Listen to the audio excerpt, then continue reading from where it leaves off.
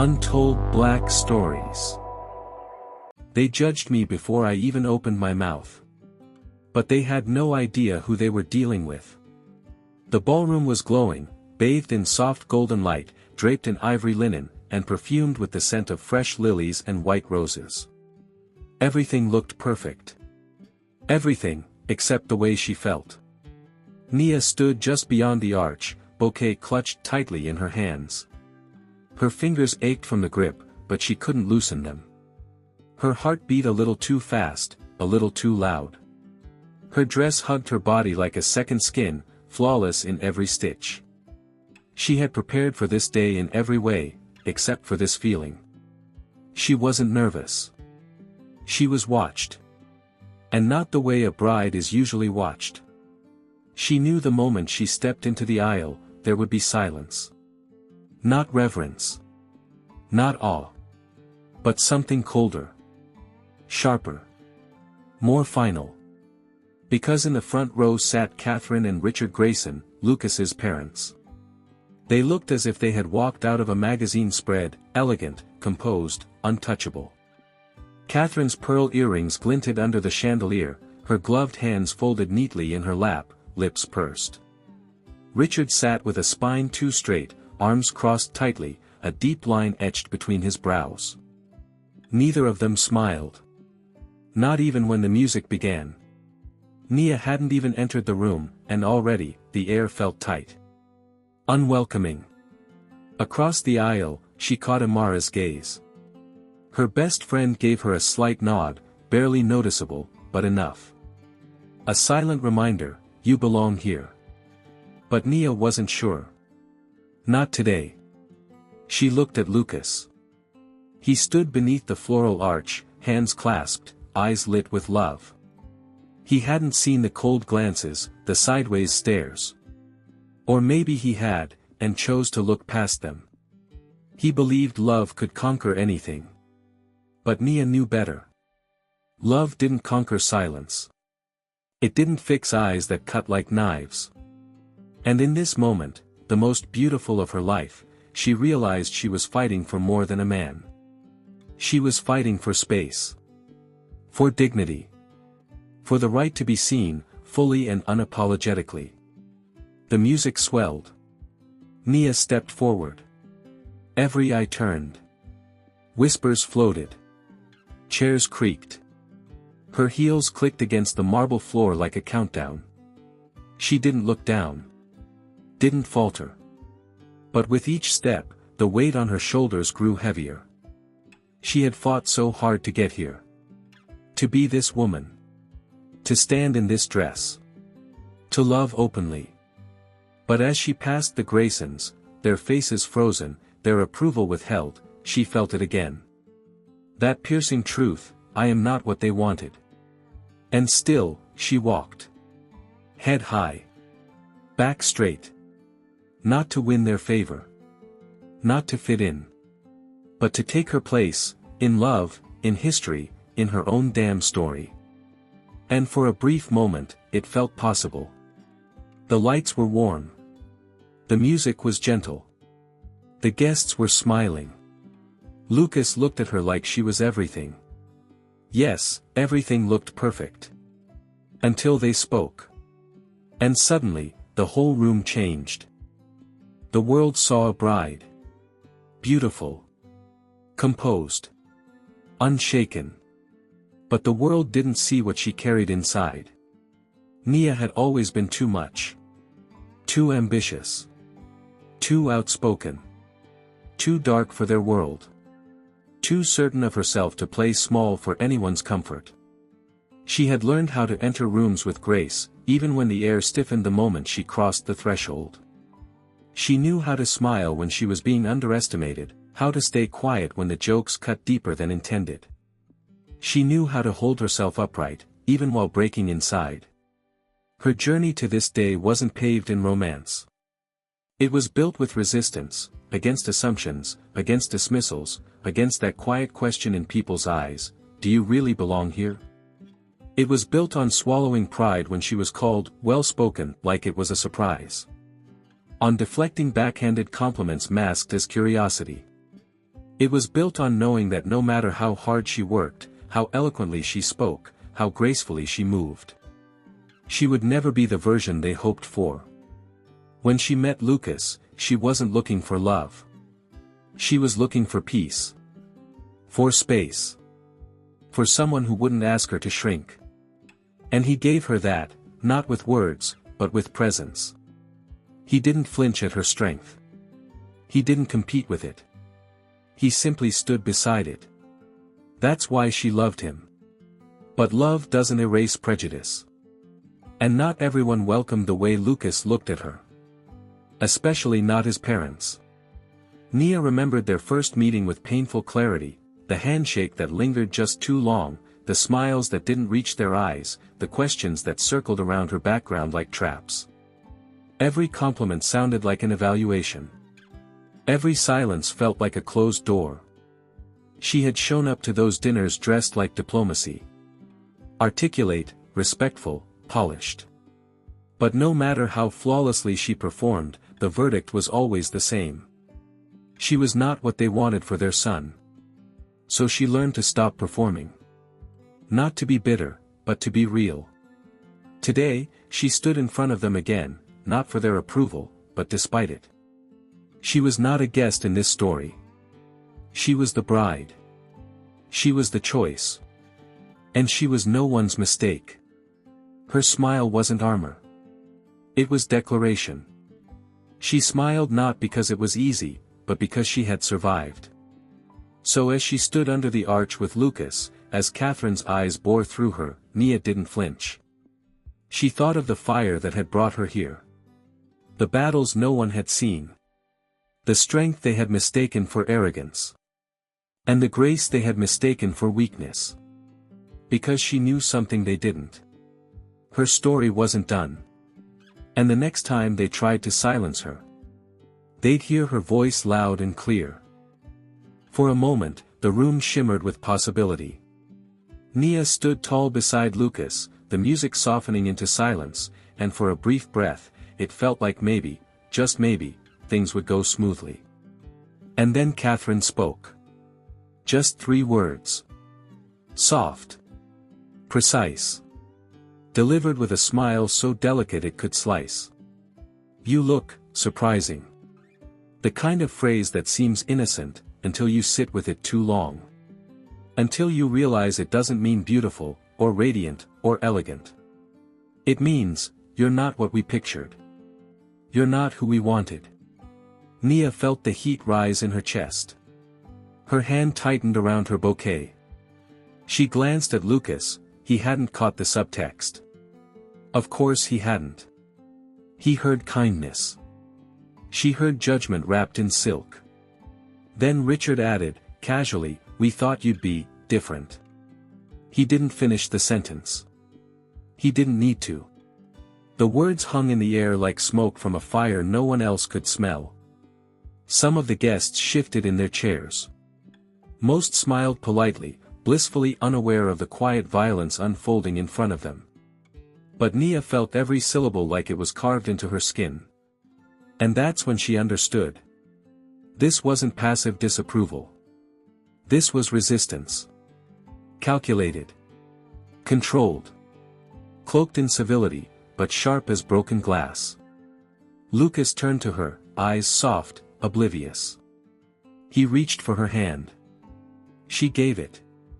Because she loved him. Because this wasn't his fault. But her throat burned. Not with tears, with restraint. She wanted to speak. To say something, anything, that would reclaim her space. That would remind the room who she was, and how hard she had fought to stand here. But not yet. Not here. Instead, she smiled. She smiled like her heart wasn't cracking under the weight of their expectations.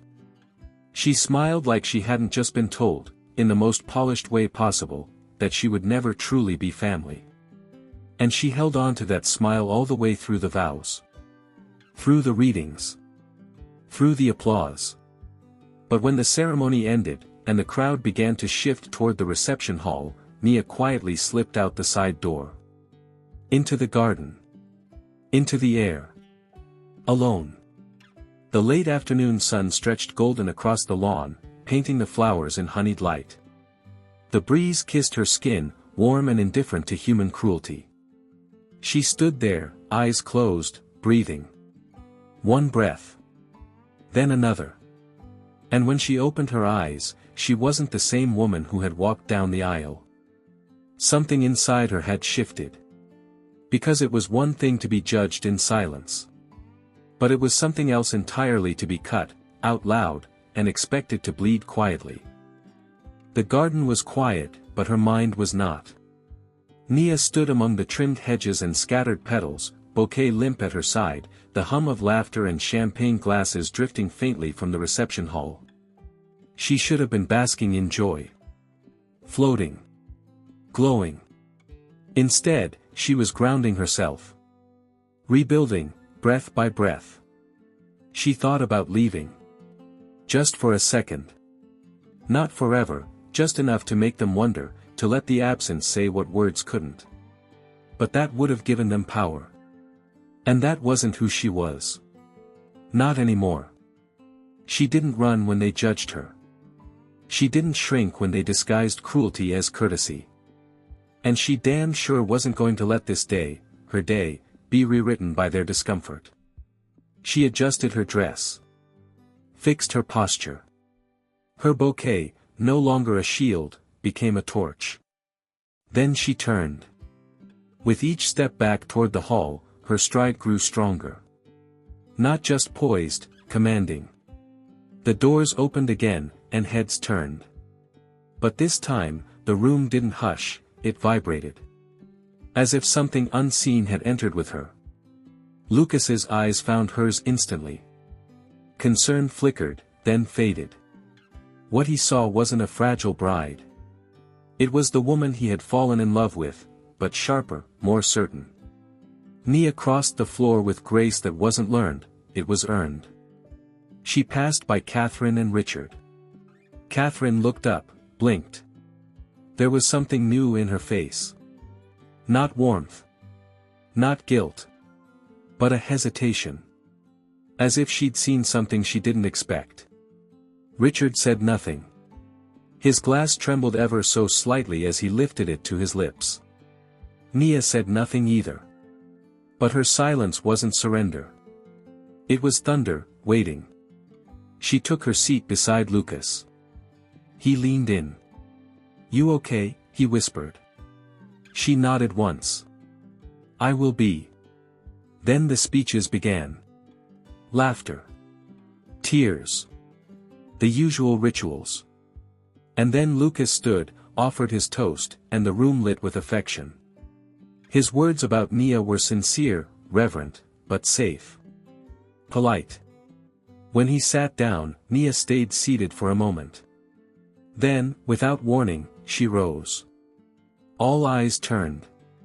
She hadn't planned to speak. But some silences need to be broken. Some truths refuse to stay quiet. She walked to the front with the slow calm of a storm on the horizon. No microphone. Just her voice. And when she spoke, the room leaned in, as if they knew, somehow, that this moment mattered more than anything else that had come before. Her first words were soft. Controlled. "I wasn't going to say anything tonight. I told myself this was about celebration, not confrontation. But then I remembered." She paused. Met Catherine's eyes. Sometimes silence feels like safety. But sometimes, it feels like surrender. The room was silent, heavy with expectation. Even the champagne stopped bubbling. Every eye was on her. But Nia wasn't nervous. She had already survived worse than stares. "I wasn't going to speak," she began again, her voice steady, but not rehearsed. "Because I thought tonight was about celebration. About love. About unity. And it still is." She exhaled slowly. "But when you've spent your whole life being questioned, being watched, being weighed by standards you never signed up for, staying silent doesn't feel like grace. It feels like betrayal. Of myself. A quiet murmur passed through the guests. Nia didn't flinch. I know not everyone in this room is happy I'm here. Not everyone believes I fit. Some of you smiled while thinking, she's not like us. And you're right. I'm not. Her eyes never left Catherine's. I'm not like you. I wasn't raised in your world. I don't carry your legacy, your traditions, or your last name, at least not yet. But what I do carry is just as valuable. Because I earned it. I carry survival. I carry grace under fire. I carry the legacy of women who weren't allowed in rooms like this, not because they weren't worthy, but because someone decided they didn't belong. Catherine's lips parted, ever so slightly. Her eyes dropped for the first time. I'm not here to impress you. I'm not here to convince you. I'm here because I love Lucas. And he loves me. And that, more than matching linens or family trees, is what makes a marriage real. Richard stared at his wine glass, unmoving. Nia shifted slightly, her voice now softer, but no less powerful. Today should have been about joy.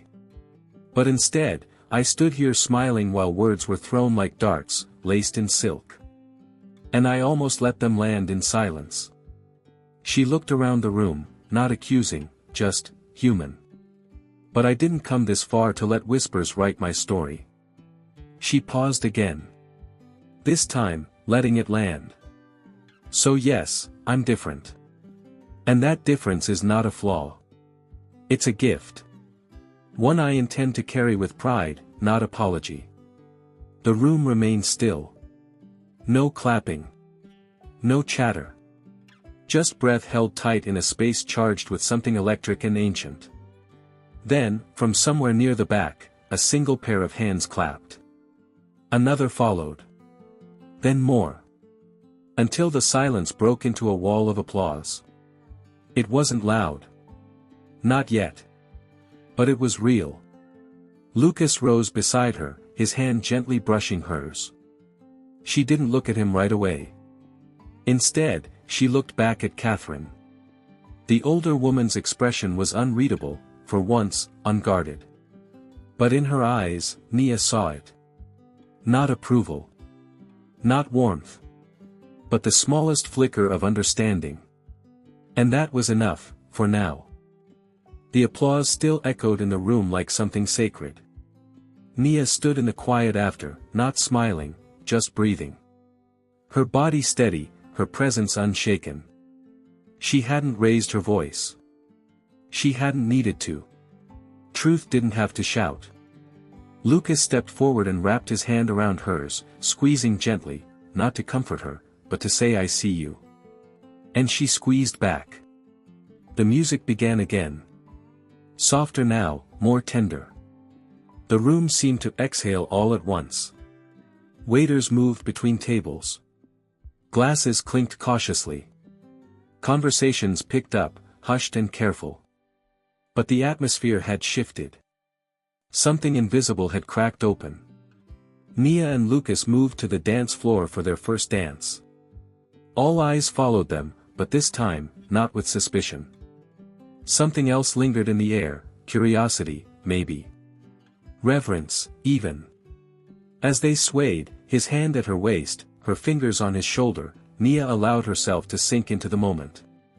For the first time all day, she felt the full weight of it, not just the beauty of the occasion, but the cost of standing her ground. And it was worth every second. Across the room, Catherine Grayson sat quietly, her hands clasped tightly around the stem of her untouched champagne flute. She had not clapped. She had not spoken. But she hadn't looked away either. Richard remained beside her, silent. Still. They weren't the center of the room anymore. They weren't the ones being watched. And that, perhaps, was the shift that mattered most. Later, after the dances and the cake and the 100 shallow conversations that follow big moments, Nia crossed the room one last time. She stopped near Catherine's table, not close, but close enough to be heard. Catherine looked up. I know I'm not the woman you imagined, Nia said, her voice calm. "No," Catherine admitted quietly, "you're not." Nia didn't move. "But maybe I'm the woman he needed." A pause. Then, a single nod. No words. No apology. But something passed between them, an understanding, fragile but real. Nia turned to leave, her back straight, head held high. At the edge of the room, Lucas was waiting. He opened his arms, and she walked into them without hesitation. Together, they stood, not untouched by the day's weight, but still standing. Still together. And for the first time that evening, Catherine watched them not with resistance, but with something that looked very much like quiet respect. Because everything had looked perfect. Until they spoke. And then Nia spoke back. And nothing would ever be the same again. Thank you for watching until the end. Did this story resonate with you? Share your thoughts in the comments. We read every one and truly value your perspective. Don't forget to subscribe to the channel. More powerful and emotional stories are on the way.